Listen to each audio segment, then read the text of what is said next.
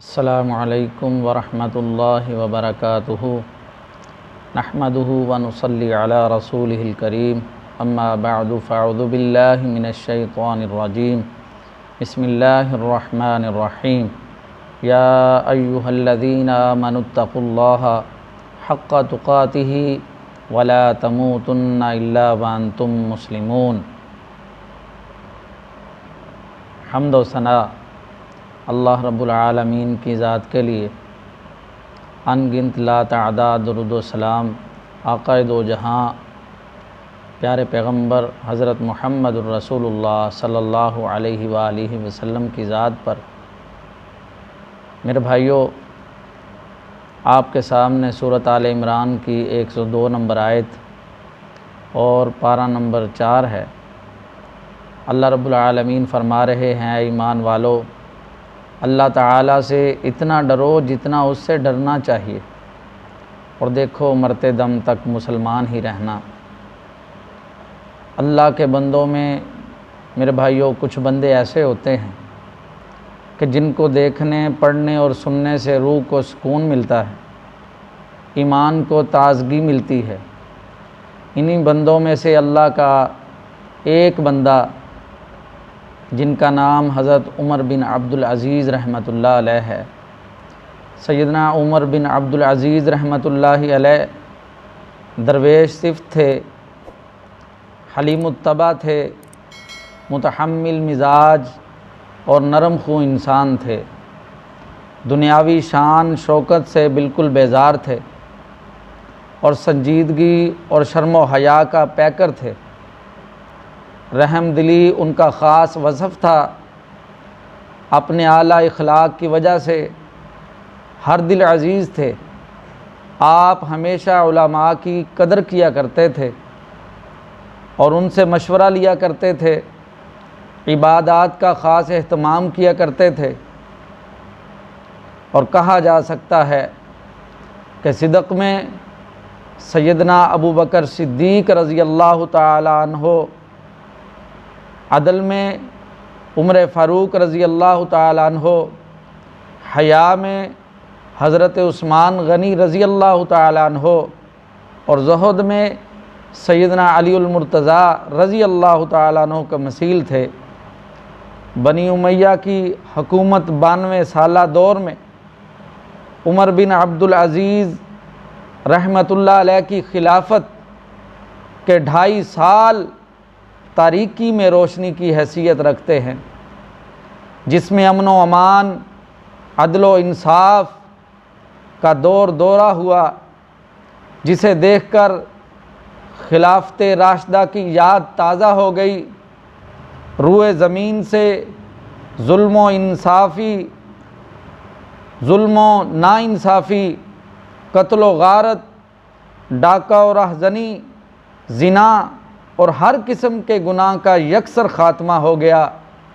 یہی وجہ ہے کہ تاریخ میں عمر بن عبدالعزیز کو کبھی 8ویں خلیفہ، کبھی 5ویں خلیفہ، تو کبھی عمر ثانی کہہ کر پکارا جاتا ہے۔ میرے بھائیوں، کچھ روز قبل شام کے شہر میں عمر بن عبدالعزیز رحمۃ اللہ علیہ اور ان کی زوجہ کی قبر پر حملہ کیا گیا، آپ کی قبروں کو اکھاڑا گیا، جسم کے باقیات کی بے حرمتی کی گئی۔ میرے بھائیوں، یہ خبر اتنی پریشان کن ہے کہ سن کر رونگٹے کھڑے ہو جاتے ہیں، اور جذبات کی روانی بڑھ جاتی ہے کہ آخر وہ خلیفہ جس نے زندگی اللہ کی بندگی اور لوگوں کی خدمت میں صرف کر دی، اور 1300 سال بعد اس کی قبر کو کھول کر اس کے جسم کے باقیات کے ساتھ بھی بے حرمتی کی جائے، یقیناً میرے بھائیوں یہ گھٹیا حرکت ہے، ہم اس کی مذمت کرتے ہیں۔ اور حضرت عمر بن عبدالعزیز رحمۃ اللہ علیہ، آپ کی زندگی کا جائزہ لیا جائے، جتنی بھی اولیاء اللہ کی زندگیوں میں نشانیاں پائی جاتی ہیں، جتنی اولیاء کی، اللہ کے اولیاء جو ہیں، ولی جو ہیں، ان کی نشانیاں پائی جاتی ہیں، تو آپ کی زندگی کا جائزہ لیا جائے میرے بھائیوں، ساری نشانیاں آپ کی زندگی میں ملتی ہیں۔ حضرت عمر بن عبدالعزیز رحمۃ اللہ علیہ، عبد الملک رحمہ اللہ بیان کرتے ہیں کہ ایک دفعہ قیلولہ کرنے کے لیے جا رہے تھے کہ ایک بندہ صحیفہ لیے سامنے آیا اور لوگوں نے سمجھا کہ یہ نقصان پہنچانا چاہتا ہے، اور اس نے سمجھا کہ مجھے ملنے نہ دیا جائے گا۔ اس نے وہ پروانہ، وہ صحیفہ دور سے ہی حضرت عمر بن عبدالعزیز رحمۃ اللہ علیہ کے چہرے پر مار دیا، اور آپ رحمۃ اللہ علیہ کے چہرے سے خون بہہ رہا ہے۔ میرے بھائیوں، عفو و درگزر کی مثال کیسی قائم کی، آپ کے چہرے سے خون بہہ رہا ہے، اور آپ نے وہ صحیفہ پڑھا اور اس کو پڑھ کر کے فرمایا اس کی فلاں حاجت ہے، اس کی حاجت کو پورا کر دیا جائے۔ آپ کی صفات حمیدہ میں سے ایک صفت میرے بھائیوں عاجزی انکساری کی تھی کہ ایک شخص آپ کو آ کر کے ان الفاظ سے پکارتا ہے کہ زمین میں اللہ کے خلیفہ، تو آپ رحمۃ اللہ علیہ فوری فرماتے ہیں کہ میرے ماں باپ نے نام عمر رکھا ہے اور میں نے اپنی کنیت ابو حفص رکھی ہے، میں یہ پسند کرتا ہوں یا مجھے عمر کہا جائے یا ابو حفص کہا جائے۔ فرمایا اور جب سے تم لوگوں نے اپنے امور کا مجھے والی بنایا ہے تو میرا نام امیر المومنین رکھا ہے۔ فرماتے ہیں اس لیے مجھے امیر المومنین کہا جائے مجھے زیادہ اچھا لگے گا۔ اور آگے کیا کہتے ہیں؟ فرماتے ہیں اللہ کا خلیفہ ہونا، فرماتے ہیں میں ہرگز اس کا لائق نہیں ہوں۔ زمین میں اللہ کے خلیفہ تو داؤد علیہ السلام تھے، سلیمان علیہ السلام تھے، نبی کریم صلی اللہ علیہ وآلہ وسلم تھے یا دیگر پیغمبر تھے۔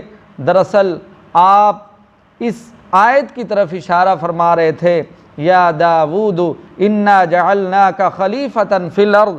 اللہ رب العالمین قرآن پاک میں ارشاد فرماتے ہیں، داؤد علیہ السلام ہم نے آپ کو زمین میں خلیفہ بنایا ہے، اور دنیا سے بے رغبتی اتنی کہ اور میرے بھائیوں بے رغبتی کے بارے میں رسول اللہ صلی اللہ علیہ وسلم نے حضرت عمر بن عبداللہ بن عمر رضی اللہ تعالیٰ عنہ کو نصیحت فرماتے ہوئے فرمایا تھا کہ کن فی الدنیا کانک غریب او عابر سبیل۔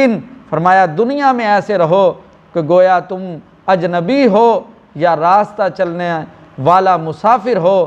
آپ رحمۃ اللہ علیہ کے بارے میں مالک بن دینار رحمۃ اللہ علیہ فرماتے ہیں لوگ کہتے ہیں کہ مالک بن دینار زاہد ہے، فرماتے ہیں لوگوں حالانکہ زاہد تو عمر بن عبدالعزیز رحمۃ اللہ علیہ تھے جن کے پاس دنیا چل کر آئی اور انہوں نے دینار کو چھوڑ دیا۔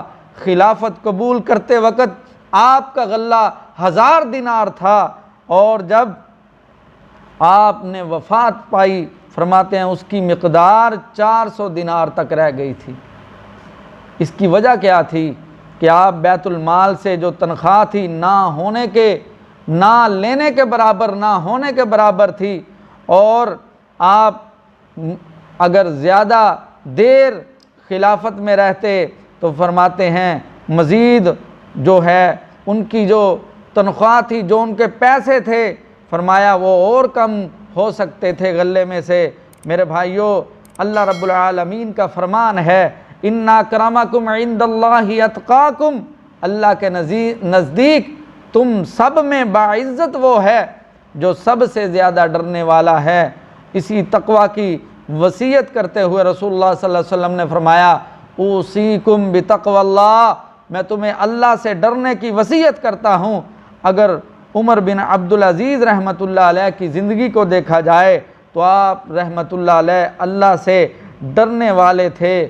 عمر بن مہاجر بیان کرتے ہیں، فرماتے ہیں ایک دفعہ آپ رحمۃ اللہ علیہ کا سیب کھانے کو جی چاہا، منہ سے یہ الفاظ ادا ہوئے، ایک رشتہ دار نے سنا، قاصد کے ذریعے سے سیب کو بھیجا گیا آپ نے سیب کو دیکھا، سیب کو دیکھ کر کے فرماتے ہیں اے سیب تو عمدہ بھی بہت ہے، تیرے اندر مٹھاس بھی ہوگی، پاکیزہ بھی ہے، لیکن میں نے تجھے کھانا نہیں ہے۔ فرماتے ہیں غلام کو کہتے ہیں کہ یہ سیب لے جاؤ، فلاں کو جا کر کے میرا سلام کہنا، اور کہنا ہمیں تمہارا جو تحفہ ہے پسند آیا ہے۔